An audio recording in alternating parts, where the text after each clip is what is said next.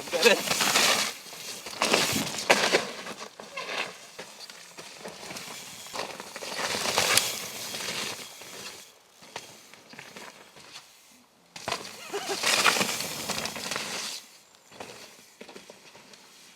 Hello everyone, welcome to my new workshop, which is pretty sick. We're going to be building up today a new bike.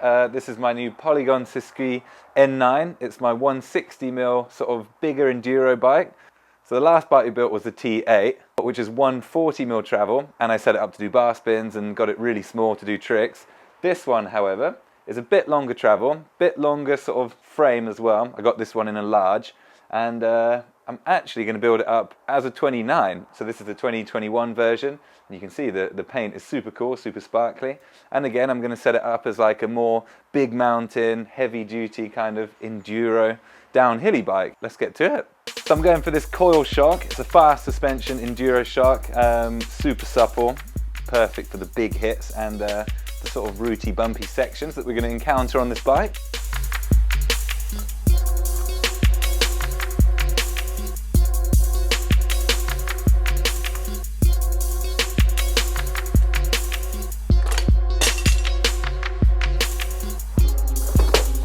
So, my top tip, obviously you want to get onto the exciting stuff like putting the forks and the wheels in to see what the bike's going to look like.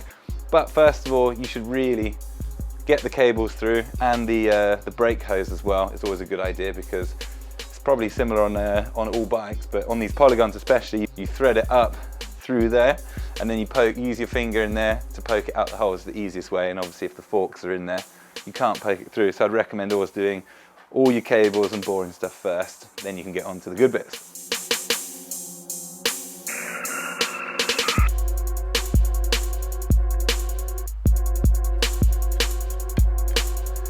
So, for my handlebar and stem setup, it's the same as always. This is my favourite combo, the Spanx Vibracore 800 bars and the split stem. I'm going to go for quite a short one, a 38mm stem, because this is going to be quite a big, long bike. A short stem will help sort of retain that playful nature and make it reactive and fun to throw around still, even though it's going to be good at monster trucking over the bumps. And the Vibracore in the bars, I don't know if you can see, there's like a foam rammed through there, which takes away sort of some vibrations and the little rattles when you're going down. For the forks, we got the SR Suntour Duralux. I think these have actually been in my shed for about 2 years, but I thought I'd just use them up because they've just been sat there, so I'm not going to use the new grey ones. But I think this old black one is going to look really cool. Might as well put a bit of grease in there as well, build it properly. Make sure we don't have any creaks or anything. We'll pop that big fat spacer under there. Lift the front up because I'm quite tall, and these are pretty flat bars. These are just the 30mm rise bars. It's not too bad, is it? One spacer on top. So if you put a spacer on top and just leave a bit of extra fork, if you ever want to move your stem up in the future, you can, whereas if you just cut it down flat, you never have that option. So it doesn't always look amazing, but it gives you a bit of safety, and after you've been out for a couple rides, then maybe you can cut it off if you don't like the look of it. Another top tip there. Sick! Black's looking good, it looks pretty mean.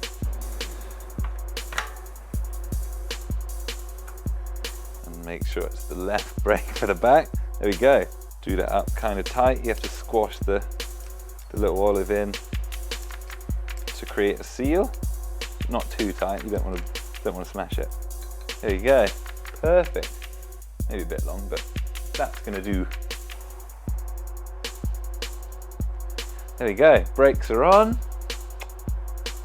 Just for today, so we can get out quickly and do a few laps and test it out. I think I'm just going to rob the drivetrain off the old bike because it will fit straight on. So let's just do that, and I'll fit a new one at a later date.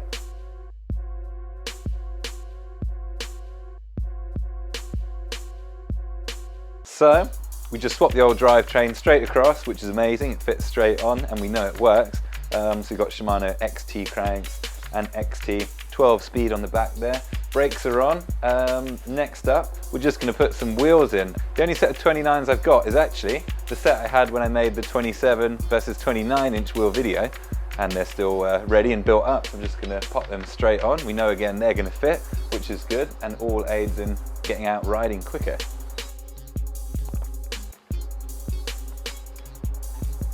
it is looking more like a bike now. 2 lined up. It's a big old girl, isn't it? It's going to be a right monster truck. This is going to be cool. Wow, my first real 29er. What's going on, hey? Yes, 12 speed. Yeah. There it is. Ah.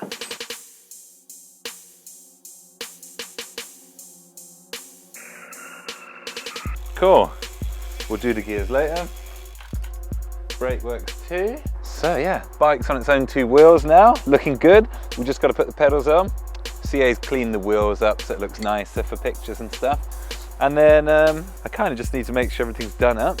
All the cables are in the right place, and then we can go ride it. Sick, there we go. I think these cables at the front are all a bit too long, but just for today, we've probably only got an hour and a half of light left, so we'll leave that for now, and here we are. That looks really good, I reckon. Can't wait to go test it out in a sec.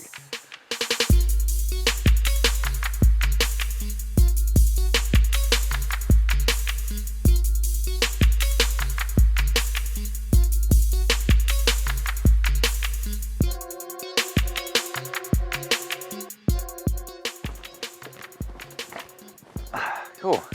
So we've come to some local tracks because we don't have much time left. We just come down the road.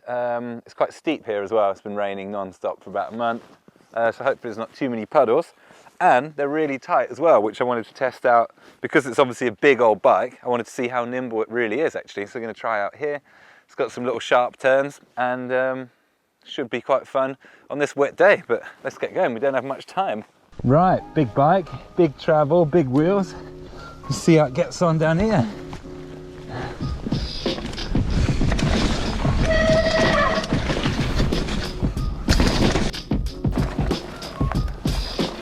Oh!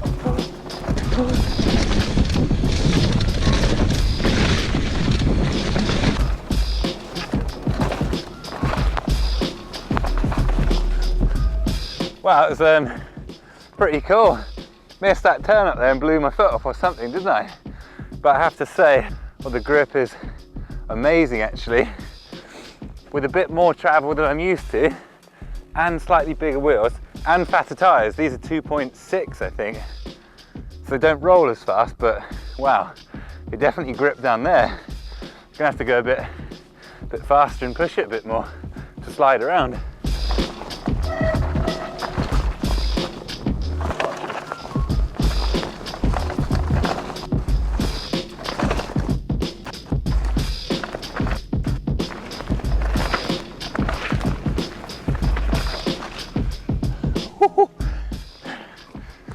Oh, getting used to it a bit now.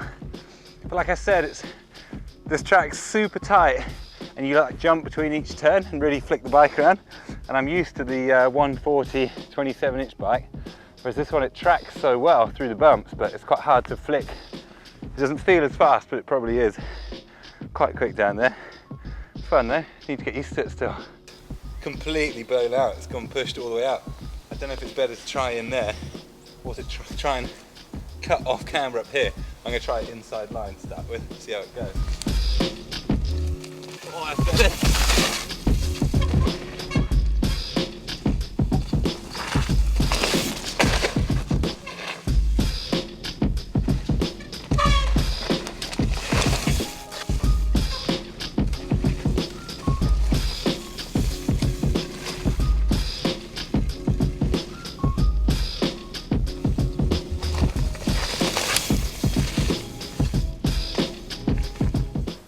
Try this one, it's got a cool jump.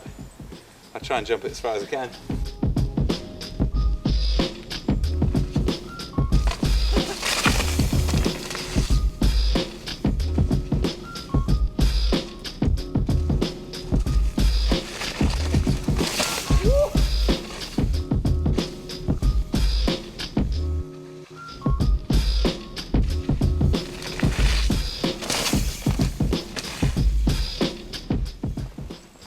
Stood up there at the top.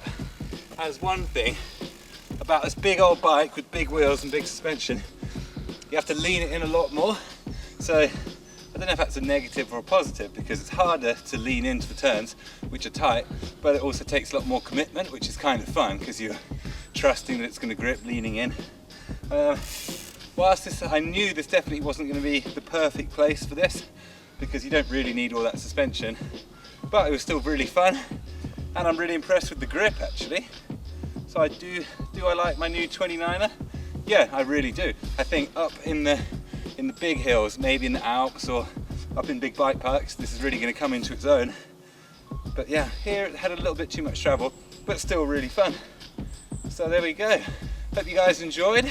Have a great New Year's, and we'll see you in 2021. Got some cool news coming up and some good projects, so make sure you look out for it. And I'll see you then. Cheers.